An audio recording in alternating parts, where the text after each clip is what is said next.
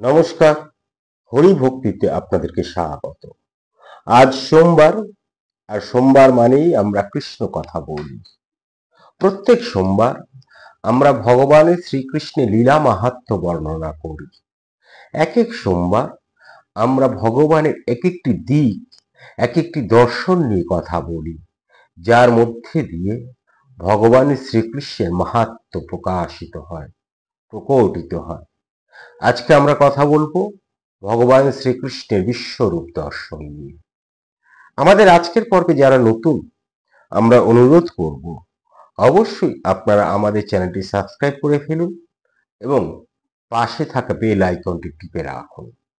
তার কারণ আমরা প্রত্যেক দিন আমাদের এই মহান সনাতন হিন্দু ধর্ম তথা দর্শনের বিবিধ বিষয় নিয়ে কথা বলি, আলোচনা করি। এই সবেরই নোটিফিকেশন যেমন আপনি পেয়ে যাবেন, ঠিক তেমনই আমরা ভীষণভাবে উৎসাহিত হই। আর সেই উৎসাহকে পাথেয় করেই আজকে আমরা কথা বলবো শ্রীকৃষ্ণের বিশ্বরূপ দর্শন নিয়ে। ভগবান তার বিশ্বরূপ দর্শন কেন করিয়েছিলেন? এই বিশ্বরূপ দর্শনের মধ্যে দিয়ে যারা আমরা ভক্ত, আমাদেরকে কি বোঝাতে চেয়েছিলেন? এই বিশ্বরূপ দর্শনের আধ্যাত্মিক তাৎপর্য কি?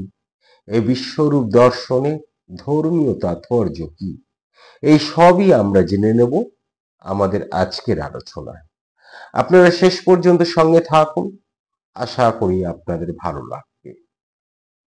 আমরা আজকের আলোচনা করতে গিয়ে আশ্রয় নিয়েছি গীতার, শ্রীমদ্ ভাগবত গীতার আশ্রয় নিয়েছি, যার 11 অধ্যায়ে ভগবান শ্রীকৃষ্ণ বিশ্বরূপ দর্শন করিয়েছিলেন অর্জুনকে। দেখুন, ভগবত গীতা হচ্ছে আমাদের যে ভারতীয় ধর্ম, ভারতবর্ষের অনেক ধর্ম বিরাজ করে। ভারত এক মহান দেশ, যেখানে সব ধর্মীয় মানুষরা নিশ্চিন্তে আশ্রয় গ্রহণ করেছে। ফলে ভারতীয় ধর্ম বলবো না, আমাদের যে সনাতন ধর্ম তথা ভারতীয় দর্শন, সেই ভারতীয় দর্শন এবং সনাতন ধর্মের এক অনন্য গ্রন্থ বললেও মনে হয় ভুল বলা হয়।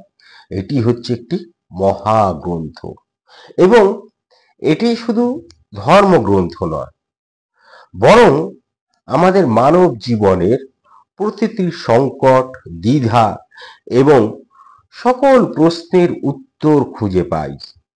এটি এমন একটি সর্বজনীন গ্রন্থ এবং অবশ্যই একটি জ্ঞানের ভাণ্ডার। গীতা মহাভারতের অংশ, কিন্তু তার মাহাত্ম্যটা এমন যে মহাভারতের অংশ হলেও এর শিক্ষা সমাজ এবং সময়টাকে ছাড়িয়ে গেছে, আর তাই জন্য সেটি চিরন্তন হয়ে উঠেছে। এবং হাজার হাজার বছর ধরে আমাদের এই যে গীতা, এই গীতা বিশ্ব মানবের আধ্যাত্মিক, নৈতিক এবং বৌদ্ধিক পথদর্শক আমরা বলতে পারি। তা মহাভারতের কুরুক্ষেত্রে যুদ্ধক্ষেত্র পাণ্ডব পুত্র অর্জুন যখন আত্মীয়, গুরু, বন্ধু এবং নিজের যে ভাই, সেই জ্ঞাতি ভাই, সেই ভ্রাতৃদের বিরুদ্ধে যুদ্ধ করতে দ্বিধাগ্রস্ত হয়ে পড়েন, তখন ভগবান শ্রীকৃষ্ণ তাকে কেবল সামরিক উপদেশ দেননি, বরং জীবনের গভীরতম সত্য এবং আধ্যাত্মিক জ্ঞানের দিশা দেখিয়েছেন। এই দার্শনিক আলোচনাই হচ্ছে শ্রীমদ্ ভগবত গীতা। এবার গীতার 11 অধ্যায় হচ্ছে সব থেকে রহস্যময় এবং মহাজাগতিক অংশ। এখানে অর্জুন কৃষ্ণকে তার প্রকৃত রূপ প্রকাশ করতে অনুরোধ করেন, এবং কৃষ্ণ তখন অর্জুনকে দিব্য চক্ষু প্রদান করে নিজের বিশ্বরূপ প্রকাশ করেন। এই বিশ্বরূপ আসলে কিন্তু শুধু দেব দর্শন নয়, বরং মহাবিশ্বের এক অদ্বিতীয় অভিজ্ঞতা। যেখানে কেন অদ্বিতীয় অভিজ্ঞতা? তার কারণ হচ্ছে সৃষ্টির প্রতিটি দিক, প্রতিটি দেবতা, প্রতিটি বিষয়, প্রতিটি মানব এবং প্রত্যেকটি শক্তি একসঙ্গে মিলিত হয়েছে তার এই বিশ্বরূপে। আমরা আজকে যে আলোচনাটা করছি, এখানে মহাভারতের সেই ঐতিহাসিক আধ্যাত্মিক মুহূর্ত এবং বিভিন্ন শ্লোক, বিশ্বরূপ দর্শনের বর্ণনা, এর আধ্যাত্মিক তাৎপর্য, যেমন এগুলো নিয়ে কথা বলবো, ঠিক তেমনই কেন এখনো এই বিশ্বরূপ প্রাসঙ্গিক তাও জেনে নেব। কুরুক্ষেত্রের যুদ্ধ, এই কুরুক্ষেত্র যুদ্ধক্ষেত্রে অর্জুন তার আত্মীয় এবং গুরুজন যারা ছিল, ভাতৃকুল যারা ছিল, তাদের দেখে যুদ্ধ করতে অনীহা প্রকাশ করে এবং অনিচ্ছুক হয়ে পড়ে। কারণ তার নিজের কুল, পরিবার ও ধর্মের বিরুদ্ধে অস্ত্র তুলতে হবে, এই যে ভাবনা, এই ভাবনাই অর্জুনকে দ্বিধান্বিত করে তোলে। এবং তিনি কৃষ্ণকে তখন বলেন, হে গোবিন্দ, আমি যুদ্ধ করব না। কৃষ্ণ তখন ধৈর্য সহকারে তাকে বোঝাতে শুরু করেন। যার মূল বিষয়টা হচ্ছে, তিনি বলেন আসলে যা ধ্বংস হচ্ছে তোমার আত্মীয়, গুরুকুল ইত্যাদি ইত্যাদি যারা রয়েছে, তারা সাময়িকভাবে একটা ধ্বংস হচ্ছে, তার দেহটা ধ্বংস হচ্ছে, কিন্তু আত্মা কখনো মরে না। দেহ নশ্বর, কিন্তু আত্মা চিরন্তন। আর তোমার কর্তব্য হচ্ছে এই যুদ্ধের মধ্যে দিয়ে ধর্মকে প্রতিষ্ঠিত করা। এবার এই কর্তব্য এড়িয়ে যাওয়াটাই হচ্ছে পাপ। কর্ম করতে হবে ফলের আসক্তি ছাড়া। অর্জুন এই সময় ভগবান শ্রীকৃষ্ণ যা বলেন তা বুঝতে থাকেন, কিন্তু তবু তার মধ্যে একটি প্রশ্ন থেকে যায়। বলেন যে এই যে তুমি আমাকে এই কথাগুলি বলছো, কিন্তু তুমি কে? তোমার প্রকৃত রূপ কেমন? তখনই তিনি কৃষ্ণকে অনুরোধ করেন তার দিব্য রূপ প্রকাশ করতে। এবং এরপরেই আমরা দেখি বিশ্বরূপ দর্শনের আবির্ভাব হয়। অর্জুন সেই 11 অধ্যায়ের 3 নম্বর শ্লোকে বলেন, অত পরমেশ্বর, যদি তুমি মনে করো যে আমি তোমার বিশ্বরূপ দেখতে পারি, তবে আমাকে সেই দিব্য রূপ দেখাও। কৃষ্ণ তখন উত্তর দেন যে সাধারণ চোখ দিয়ে এই মহাজাগতিক রূপ দেখা সম্ভব নয়, এবং এই জন্যই তিনি অর্জুনকে দিব্য চক্ষু দান করেন, এবং তারই পর প্রকাশ পেল তার সেই অনন্ত বিশ্বরূপ। অসংখ্য মুখ, অসংখ্য চক্ষু, অসংখ্য বাহু, অসংখ্য অলৌকিক রূপ, অগণিত রং ও আকার, অগণিত দেবতা, ঋষি, দানব এবং প্রাণী একসঙ্গে সেখানে বিরাজ করছে। এবং এত আলোকিত সে মহাজাগতিক আলো যেন হাজার সূর্য একসঙ্গে উদিত হয়েছে। এবং তার এই রূপ দেখে অর্জুন অভিভূত হয়ে পড়ে। তার মনে ভয়, বিস্ময় এবং ভক্তি একসঙ্গে মিশে যায়। এখানে একটি শ্লোক আপনাদেরকে বলবো। এই সুন্দর শ্লোকটি বলছে, অনেক বাহুদর বক্রত নেত্রং পশ্যামি তাং সর্বতৎ নন্তরূপম নান্তং ন মধ্যং ন পুনস্তবাদিম পশ্যামি বিশ্বেশ্বর বিশ্বরূপ, অর্থাৎ হে বিশ্বেশ্বর, আমি তোমাকে অসংখ্য বাহু, উদর, মুখ ও চোখ সর্বত্র অনন্ত রূপে দেখেছি। তোমার শেষ নেই, মধ্য নেই, আরম্ভও নেই। আমি তোমাকে বিশ্বরূপে দেখেছি।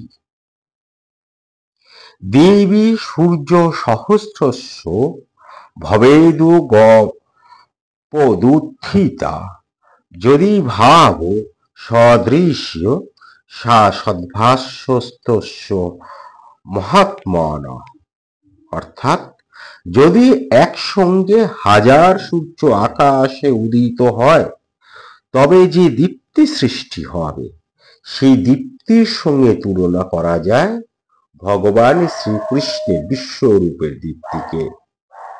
তারপরে আরো একটি উদ্ধৃতি আপনাদের সামনে আমি বলছি। কালোস্মি লোকক্ষয় কৃতম প্রবৃদ্ধ লোকান সমাহর্তুমিহ প্রবত্র, ঋতস্পি তাং ন ভবিষ্যতন্তি সর্বে, ইয়ে অবস্থাতি প্রত্যলোকেষু যথা। অর্থাৎ এখানে বলছে, আমি কাল, বিশ্বের বিনাশকারী। আমি এখন সমস্ত মানুষকে গ্রাস করতে এসেছি। তোমাকে ছাড়া এখানে যারা দাঁড়িয়ে আছেন তারা সকলেই নিহত হবে। তা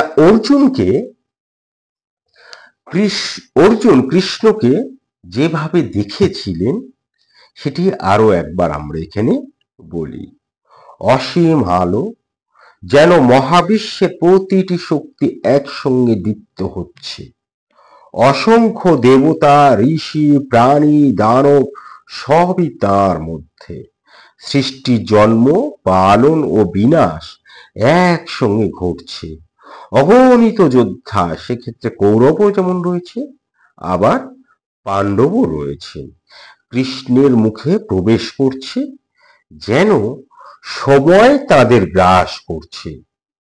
ভয়ঙ্কর সেই দৃশ্য, কিন্তু একই সঙ্গে মনোহর দৃশ্য।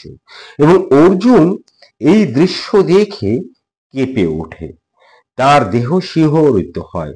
তিনি প্রণাম করে বলেন, হে ভগবান, আমি তোমাকে অসীম রূপে দেখছি, তুমি অতুলনীয়। এবং তারপরেই বিশ্বরূপ দর্শনের সবচেয়ে গুরুত্বপূর্ণ এবং চূড়ান্ত একটি কথা ভগবান শ্রীকৃষ্ণ বলেন। তিনি বলেন, আমি কাল, বিশ্বের বিনাশকারী। এই যে এখানে কৃষ্ণ সময়ের প্রকৃতিকে তার সঙ্গে একাত্ম করছেন এবং সময় সবকিছু গ্রাস করে। রাজা, প্রজা, সভ্যতা সবই কিন্তু আসলে সময়ের হাতে ধ্বংস হয়, কিন্তু যা অমর, যা রয়ে যায়, তা হচ্ছে আত্মা। এই যে কথাটি ভগবান শ্রীকৃষ্ণ অর্জুনকে বলেন, আসলে অর্জুনকে এর মধ্যে দিয়ে বোঝায় যে যুদ্ধ হোক বা না হোক, মৃত্যু কিন্তু কেউ এড়াতে পারবে না। এই দেহের মৃত্যু ঘটবেই। কৃষ্ণ শুধু অর্জুনকে তার যন্ত্র হিসেবে ব্যবহার করছে, অর্থাৎ অর্জুন এখানে একটি মাধ্যম মাত্র। এবং অর্জুন তখন ভক্তি ভরে বলে, তিনি কৃষ্ণকে মহাদেব, মহাযজ্ঞ, মহাপুরুষ হিসেবে মানেন। তিনি ভয়ে কাঁপতে থাকেন, কারণ এই রূপ মানব মনের ধারণার অতীত। অবশেষে তিনি কৃষ্ণকে অনুরোধ করেন স্বাভাবিক মানব রূপে ফিরে আসতে, যাতে তিনি শান্ত হতে পারেন। তো এই তো বিশ্বরূপ দর্শন, কিন্তু এর এক গভীর আধ্যাত্মিক তাৎপর্য রয়েছে। বিশ্বরূপ আমাদের একটা জিনিসই শেখায়, মানে আমি যেটা বলতে চাইছি যে একত্বের উপলব্ধিটা শেখায়।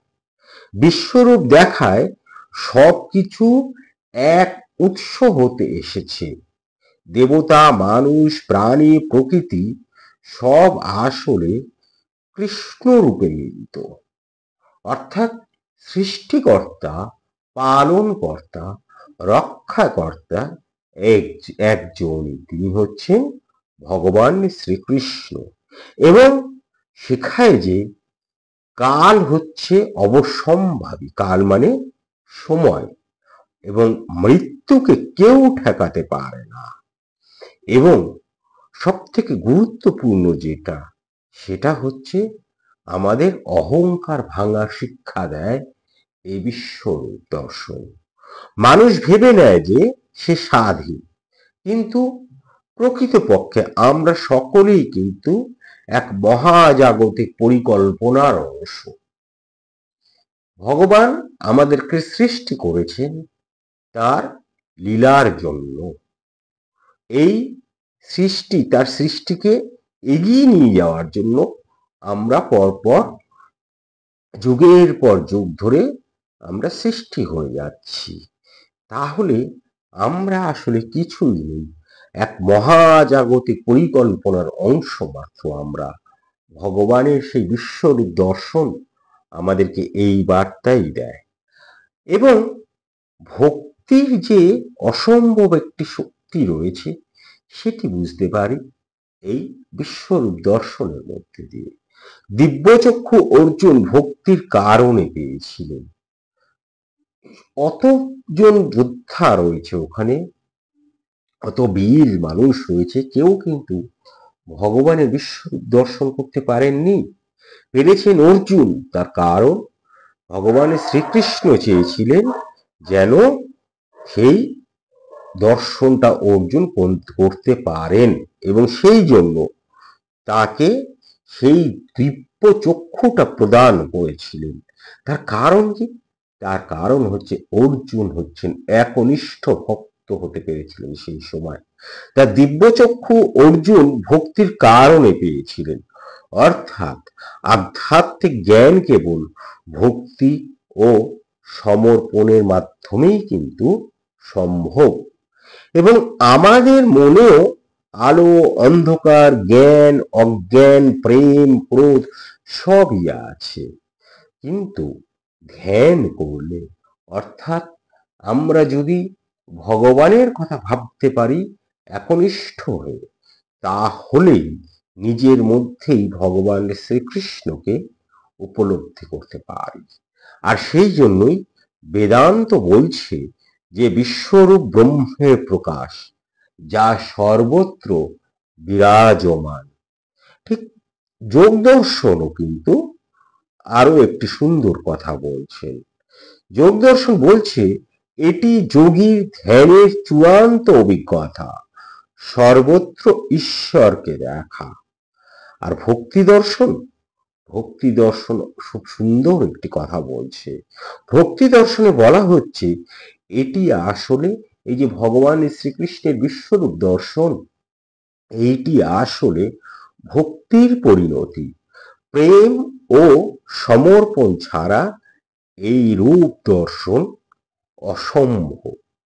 আমরা এই সময় যখন বাস করছি, এই একদম চূড়ান্ত আধুনিক সময় বা উত্তর আধুনিক সময়, সেই সময় কিন্তু এই যে গ্যালাক্সি, নক্ষত্র, কৃষ্ণ গহ্বর, অণু, পরমাণু, শক্তি, পদার্থ, এই যে শব্দগুলোর সঙ্গে আমরা পরিচিত, এইগুলি আসলে কিন্তু সবই এক মহাশক্তির প্রকাশ। এবং ভগবান কৃষ্ণের যে বিশ্বরূপ, সেই বিশ্বরূপের সঙ্গে এই যে মহাজাগতিক প্রকাশ বা মহাশক্তি প্রকাশ বা মহাজাগতিকতার একটা বিস্ময়কর মিল রয়েছে। সবকিছু একই শক্তি রূপান্তর, এই কথা আধুনিক সময়ে বিভিন্ন দার্শনিকরা বলছেন। এবং যে কথাটি আমাদের গীতায় ভগবান শ্রীকৃষ্ণ বলে দিয়েছেন অনেক আগে, যে সব কিছুই আসলে এক জায়গা থেকেই উৎপত্তি, এবং সেটি হচ্ছে কৃষ্ণ। সবকিছুই হচ্ছে কৃষ্ণ রূপ। বিশ্বরূপ কেবল এই বাহ্যিক মহাবিশ্ব নয়, একটা কথা কিন্তু মনে রাখা প্রয়োজন। এই যে আমাদের দর্শনের বিভিন্ন আখ্যান, এই আখ্যানগুলির একটি অন্তর্নিহিত অর্থ থাকে।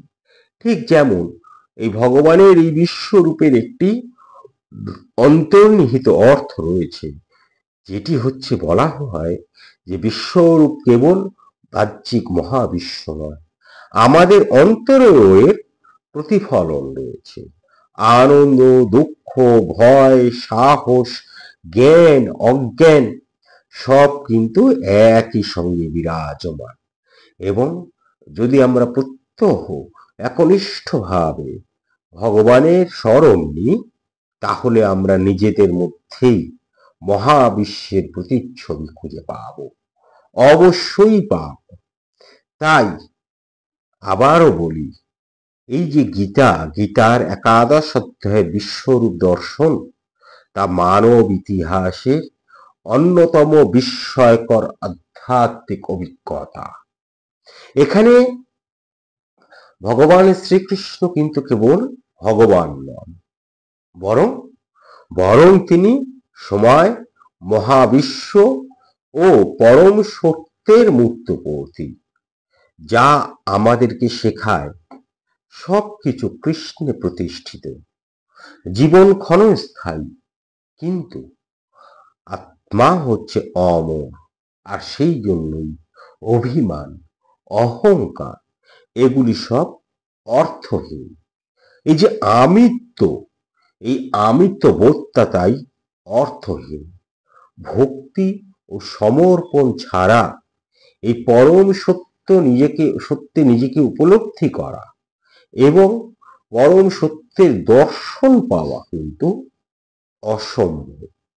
তাই আবারও বলি, বিশ্বরূপ দর্শন শুধু একটি ধর্মীয় কাহিনী নয়, বরং এটি হচ্ছে এক মহাজাগতিক সত্যের প্রতীক। এবং আমরা সবাই সেই অনন্ত মহাজাগতিক সত্তার অংশ। আর ভগবান শ্রীকৃষ্ণ হচ্ছে সেই সত্তারই প্রকাশ। তাই ভগবানের কাছে নিজেকে সমর্পণ করুন, প্রত্যেক দিন ভগবানের নাম ও গুণগান করুন, তাহলে আমরাও সেই বিশ্বরূপ দর্শনের অধিকারী নিশ্চয়ই হয়ে উঠতে পারব। আজকে এ পর্যন্তই। আশা করি আমাদের আলোচনা আপনাদের ভালো লেগেছে। যদি ভালো লেগে থাকে তাহলে অবশ্যই একটু লাইক আমরা প্রত্যাশা করি, একটু শেয়ার প্রত্যাশা করি, আর মন্তব্যে এসে ভগবান শ্রীকৃষ্ণকে একটু প্রণাম জানাবেন, এটুকু আশা আমরা করতে পারি।